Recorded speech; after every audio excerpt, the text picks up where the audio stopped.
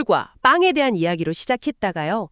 갑자기 이스라엘 진영 한가운데에서 벌어진 격렬한 다툼, 그리고 그로 인한 아주 충격적인 범죄 사건으로 넘어가거든요. 네, 맞습니다.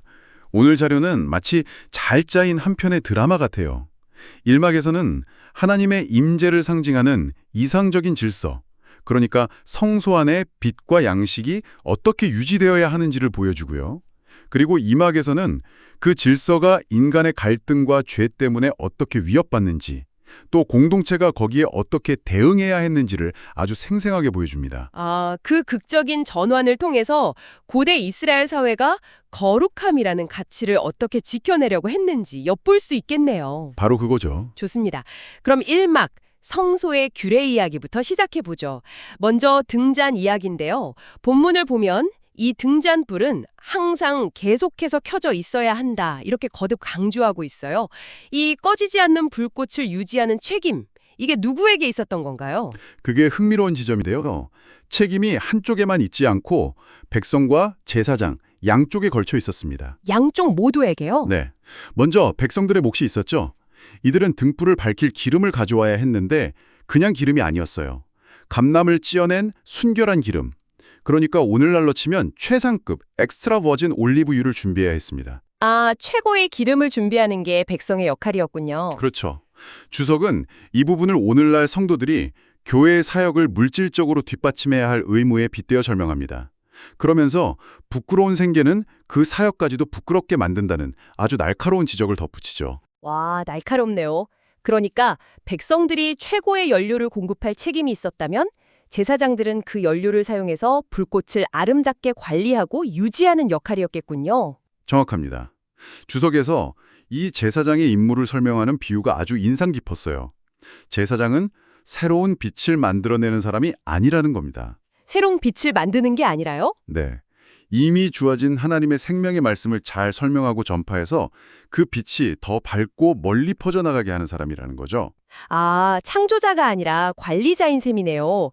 리더십에 대한 관점을 완전히 바꾸는 시각인데요. 맞습니다. 보통 리더는 무언가 새로운 비전을 만들어내야 한다고 생각하기 쉬운데 이 비유는 그게 아니라는 걸 보여주죠. 또 한 가지 재밌는 점은 본문에서 등불이 단수와 복수 두 가지 형태로 모두 쓰인다는 점이에요. 단수와 복수 둘 다요? 네. 주석은 이걸 요한계시록 4장 5절에 보좌 앞에 켠 등불 7이 있으니 이는 하나님의 7 영이라는 구절과 연결합니다. 성령은 한 분이지만 그분이 주시는 은사는 여러 가지인 것처럼 근원이 되는 빛은 하나지만 거기서 나오는 불꽃은 여러 개일 수 있다는 거죠. 하나의 빛에서 나오는 여러 불꽃이라니 공동체의 다양성과 통일성을 아주 잘 보여주는 이미지네요. 등잔불이 하나님의 꺼지지 않는 임재와 진리의 빛을 상징했다면 그 옆에 있던 상위의 떡, 이른바 진설병은 어떤 의미였을까요? 12덩어리를 차려놓았다고 하는데 이 12개라는 숫자는 명백히 이스라엘 지파를 가리키는 것 같은데요? 네, 정확합니다. 이스라엘의 12지파를 상징하는 게 맞습니다.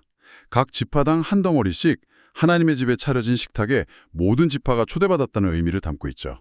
하나님의 집에는 먹을 것이 풍족하고 누구든 환영받는다는 시각적인 메시지였군요. 그렇죠. 그런데 여기서 주석이 지적하는 정말 중요한 포인트가 있어요. 나중에 이스라엘이 남북으로 분열되고 북쪽의 10지파가 하나님을 떠나 반역한 후에도 예루살렘 성전에서는 여전히 12덩어리의 떡을 차려놓았다는 겁니다. 그건 정말 의미심장하네요. 현실은 분열되고 찢어졌지만 하나님의 식탁 위에서는 여전히 완전한 하나된 공동체를 상징하는 12개의 떡이 놓여 있었다는 거잖아요. 바로 그겁니다. 인간의 실패에도 불구하고 완전한 공동체를 향한 하나님의 약속과 소망은 변치 않는다는 선언처럼 들리죠. 인간의 불신실함이 하나님의 신실하심을 이길 수 없다는 걸 보여주는 강력한 상징이네요. 네. 그리고 이 떡과 함께 유향을 두었다는 기록도 나옵니다. 이 유향은 일종의 기념물 역할을 했습니다. 매 안식일마다 떡을 새 곳으로 교체할 때 물려낸 떡은 제사장들이 먹고요. 이 유향은 제단 위에서 불살라 하나님께 드렸습니다. 그러니까 떡은 사람을 위한 양식이고 유향은 하나님께 드리는 향기로운 제물이었군요. 주석이 이 유향을 성도들의 기도에 비유하더라고요. 우리의 기도가 그리스도를 통해 하나님 앞에 아름다운 향기처럼 그리고 잊히지 않는 기념물처럼 올려진다는 해석이었죠. 네, 맞아요. 그리고 유대인들의 전승에 따르면 제사장들이 떡을 교체할 때 아주 독특한 절차를 따랐다고 해요. 헌떡을 내리는 손과 새 떡을 올리는 손이 동시에 움직여서 상이 아주 잠시도 비어있지 않도록 했다는 겁니다. 와, 잠시도 비어있지 않게요. 네, 이는 하나님께 나오는 자들을 대접할 양식이 하나님의 집에는 결코 떨어지는 법이 없다는 걸 상징적으로 보여주는 행위였습니다. 지금까지 성소라는 아주 통제되고 거룩한 공간에서 하나님을 어떻게 섬기는지 봤다면 이제 이야기는 통제 불가능한 인간 세상의 갈등 속으로 우리를 데려갑니다. 분위기가 정말 급반전되죠? 주석은 악한 행실이 좋은 율법을 낳는다는 격언으로 이 두 번째 이야기를 시작하는데 도대체 어떤 사건이었나요? 이 사건의 중심에는 한 남자가 있습니다. 그의 어머니는 이스라엘 사람이었지만 아버지는 이집트 사람이었죠. 주석은 이 혼혈이라는 배경이 갈등의 씨앗이었을 수 있다고 암시해요. 배경 자체가요? 네. 유대 전승에 따르면 이 남자가 자기 어머니의 지파인 단지파의 진영 안에 장막을 치려고 하자 사람들이 반대했다고 합니다. 율법에 따르면 상속권은 아버지를 통해 이어지는데 아버지가 이집트인이니 당신은 이 공동체의 완전한 구성원이 될 자격이 없다는 논리였죠. 정체성에 대한 문제였군요. 소속되고 싶었지만 거부당한 한 개인의 분노가 느껴지는 대목입니다. 결국 다툼이 벌어졌고 상황은 걷잡을 수 없이 커졌겠네요. 맞습니다. 주석은 싸움의 시작은 둑에서 물이 새는 것과 같다는 잠언 구절을 인용하는데요. 한번 터진 감정의 둑은 이성과 신앙을 모두 무너뜨릴 수 있다고 경고합니다. 그래서 결국 선을 넘었군요. 네, 격분한 그는 결국 해서는 안 될 선을 넘고 맙니다. 바로 여호와의 이름을 모독하고 저주한 것이죠. 아마도 자신에게 불리한 판결을 내린 이스라엘의 율법, 그리고 그 율법을 주신 하나님을 향해 원망과 분노를 터뜨린 것으로 보입니다. 여기서 이름을 모독했다는 게 그냥 욕설 중에 하나님의 이름을 사용한 정도를 넘어서는 행위였겠죠? 훨씬 심각한 행위였습니다. 주석에 따르면 이건 단순히 부주의하게 하나님의 이름을 입에 올리는 차원이 아니에요. 하나님의 주권과 통치, 그분의 성품 자체를 의도적으로 폄하하고 공격하려는 악의적인 행위였습니다. 공동체의 근간이 되는 하나님의 권위 자체에 정면으로 도전한 셈이죠. 공동체는 이 전례 없는 범죄에 어떻게 반응했나요? 당시 사람들은 이걸 어떻게 처리해야 할지 무척 당황했던 것 같아요. 네, 그들은 즉각적인 판단을 내리지 못했습니다. 일단 그 남자를 붙잡아 모세에게 데려갔는데 놀랍게도 율법의 권위자인 모세조차 바로 판결하지 않았어요. 모세도요? 네, 대신 여호와의 명령이 그들에게 분명히 이르기까지 그를 가두어 두었죠. 주석은 이 부분이 재판관들에게 주는 아주 중요한 교훈이라고 강조합니다. 아무리 사안이 명백해 보여도 인간적인 분노나 여론에 휩쓸려 성급하게 판단해서는 안 된다는 겁니다. 재판은 하나님께 속한 것이라는 원칙을 모세가 몸소 보여준 것이죠. 신중하게 하나님의 뜻을 기다렸군요. 그리고 마침내 판결이 내려집니다. 온 회중이 그를 진영 밖으로 끌어내 돌로 쳐 죽이라는 아주 무서운 명령이었어요. 왜 한 사람의 처형에 공동체 전체가 참여해야만 했을까요? 여기에는 여러 가지 중요한 의미가 담겨 있습니다. 첫째, 처형 장소가 진 밖으로 지정된 것은 그 죄가 공동체 안에서 용납될 수 없는 더러운 것이며 그 죄인을 공동체로부터 완전히 분리시킨다는 상징적인 행위였고요. 아, 분리의 의미가 있었군요. 네. 둘째, 온 회중이 돌을 던지는 행위는 이 죄에 대한 책임이 몇몇 재판관에게만 있는 게 아니라 공동체 전체가 함께 하나님의 명예를 회복하고 죄를 미워한다는 것을 공적으로 선포하는 것이었습니다. 모두에게 이 죄의 심각성을 뼈저리게 느끼게 하는 교육적 효과도 있었겠죠. 성전에 아주 독특한 절차가 있었다고요? 증인들이 범인의 머리에 손을 얹는, 즉 안수하는 의식이 있었다고 하던데요. 그렇습니다. 유대 전승에 따르면 이 절차는 오직 신성 모독죄에만 적용되었다고 합니다. 증인들이 그의 머리에 손을 얹고 네 피가 네 머리로 돌아갈 것이다 라고 선언했다고 해요. 이것은 이 사람의 죽음에 대한 책임은 우리에게 있는 것이 아니라 전적으로 당신의 죄에 있다고 공표하는 행위였습니다. 아, 책임 전가라기보다는 책임의 소재를 명확히 하는 행위였네요. 그렇죠. 피 흘린 죄의 책임을 범인 자신에게 되돌리는 아주 강력한 상징이었죠. 이 끔찍한 사건을 계기로 신성 모독죄를 돌로 치라는 것이 이스라엘의 영원한 율법으로 확립됩니다. 이 법의 적용 범위가 흥미롭던데요. 네, 이 법의 핵심 원칙 중 하나는 예외 없음이었습니다. 율법은 이스라엘 본토인뿐만 아니라 그들 중에 거류하는 타국인에게든지 동일하게 적용된다고 명시합니다. 외국인에게도 똑같이요? 네, 이건 당시 고대 사회에서는 아주 파격적인 개념이었습니다. 이스라엘은 외국인에게 유대교로 개종하라고 강요하지는 않았지만 적어도 이스라엘 땅에 함께 사는 동안에는 이스라엘의 하나님을 공적으로 모독하는 행위는 결코 용납할 수 없다는 엄격한 기준을 세운 겁니다. 그런데 이 신성 모독죄에 대한 율법 바로 뒤에 갑자기 살인죄나 상해죄에 대한 법, 즉 눈에는 눈, 이에는 이로 잘 알려진 동해보복법이 다시 반복해서 등장합니다. 왜 여기에 이 법들이 함께 기록되었을까요?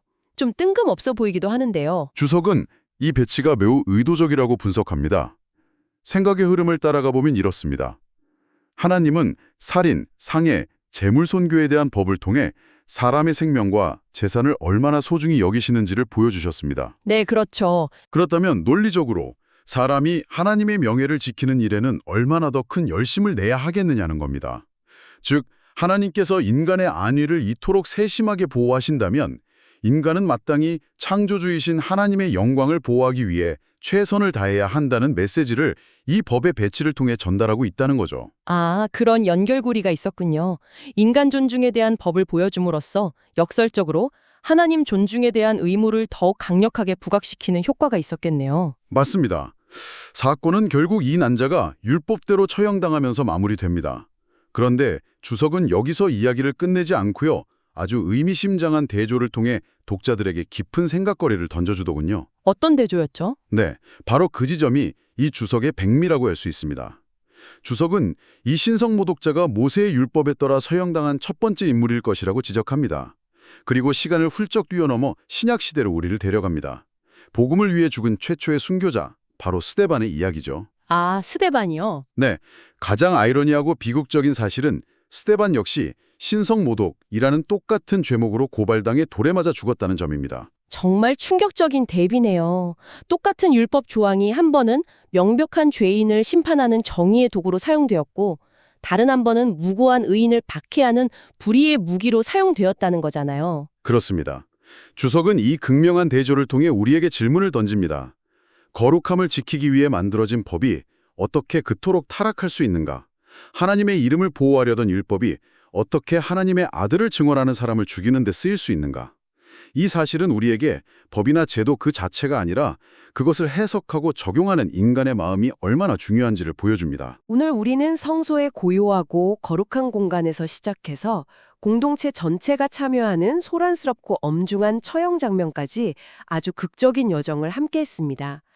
고대 이스라엘 사회에서 하나님을 향한 경외심이 단순히 개인의 신앙 차원을 넘어 공동체의 질서와 정체성을 유지하는 핵심적인 공적 가치였음을 분명히 알 수 있었네요. 네, 그리고 오늘 살펴본 이 두 이야기는 겉보기에는 전혀 달라 보이지만 사실은 깊이 연결되어 있습니다. 성소의 등불과 떡이 이스라엘 가운데 항상 함께 하시는 하나님의 임재와 돌보심을 상징했다면 신성 모독죄에 대한 엄중한 율법은 그 거룩한 임재를 외부의 공격으로부터 지키기 위한 강력한 방어선이었던 셈입니다. 아, 방어선이었군요. 그렇죠.